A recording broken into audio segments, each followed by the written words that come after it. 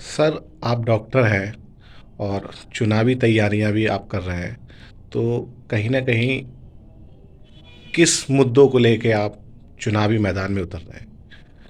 आ, देखिए, इस वक्त 2022 का जो चुनाव है वो उत्तर प्रदेश में एक बहुत महत्वपूर्ण पड़ाव पर है। 2017 में जब परिवर्तन की बात थी, इससे पहले समाजवादी पार्टी की सरकार थी और उत्तर प्रदेश में एक भयंकर अराजकता का माहौल था। जो पब्लिक थी उसके उसको लॉ एंड ऑर्डर को लेकर और दंगे आदि को लेकर बहुत एक भयानक माहौल था। और लोगों को एक बहुत बड़ी ज़रूरत थी कि यहाँ पर परिवर्तन हो। उत्तर प्रदेश की जनता जो है वो एक बहुत समझदार जनता है। इसने एक भारी बहुमत दिया मायावती जी को। मायावती जी भारी बहुमत से जीत के आई, लेकिन अगर उन्होंने सही से काम किया होता तो सब कुछ ठीक रहता। लेकिन उत्तर प्रदेश की जनता ने उनको हराकर सीधे सीधे अखिलेश यादव को एक भारी बहुमत से जिताया कि एक युवा नेता है, एक अच्छी सोच के साथ आएंगे। लेकिन समाजवादी पार्टी की सोच ही खराब है। उसमें लोग नए भी आते हैं तो वो बहुत कुछ नहीं कर पाते हैं। उनका माइंडसेट ऐसा होता है कि वो अपने चीज़ों से, उनके जो विकल्प है उनके पास नहीं है। तो 2017 में उत्तर प्रदेश की जनता ने उस बहुमत वाली सरकार को भी नकार कर एक भारी बहुमत के साथ, ऐसे प्रचंड बहुमत के साथ उत्तर प्रदेश में भाजपा की सरकार को लेकर आए कि हम आपको चुनते हैं।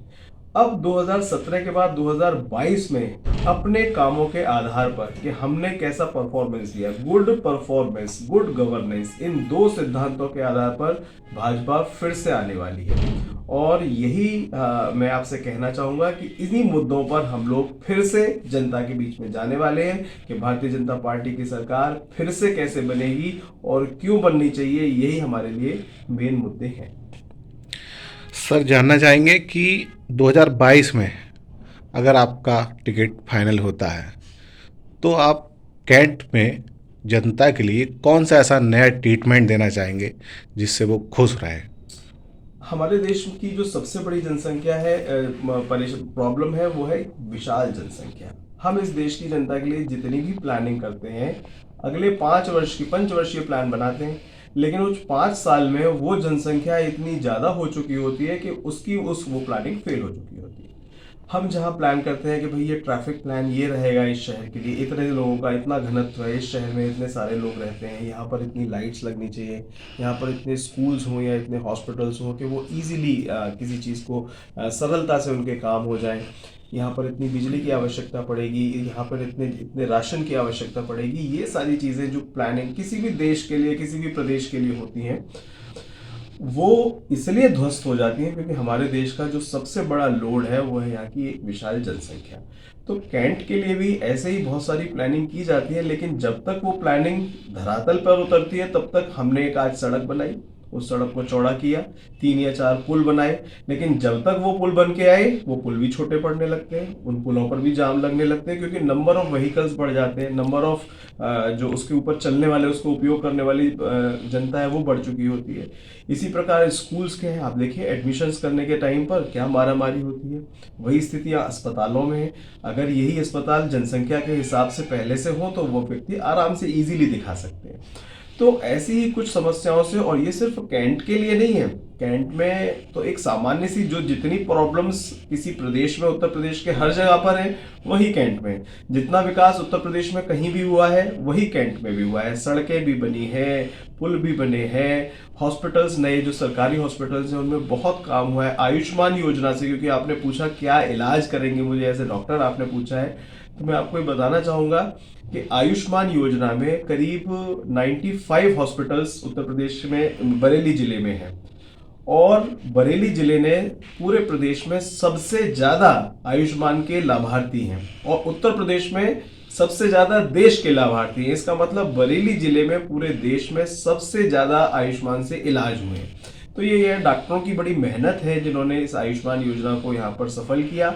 और इलाज के रूप में जो आप बात करते हैं, अभी भी कैंट में बहुत सारी ऐसी स्थितियां हैं जो मुझे लगता है कि लड़कियों का एक डिग्री कॉलेज अभी भी यहाँ पर नहीं है। लड़कियों के लिए डिग्री कॉलेज की अभी भी आवश्यकता है। जितने भी कॉलेजेस हैं, बरेली कॉलेज एक बहुत बड़ा कॉलेज है। सिमिलरली कभी कभी हमें ऐसा लगता है, अन्य स्थानों पर भी मैंने देखा है कि कहीं ना कहीं लड़कियों के लिए महाविद्यालय है जिसमें कैंट की अभी एक ज़रूरत रहती है।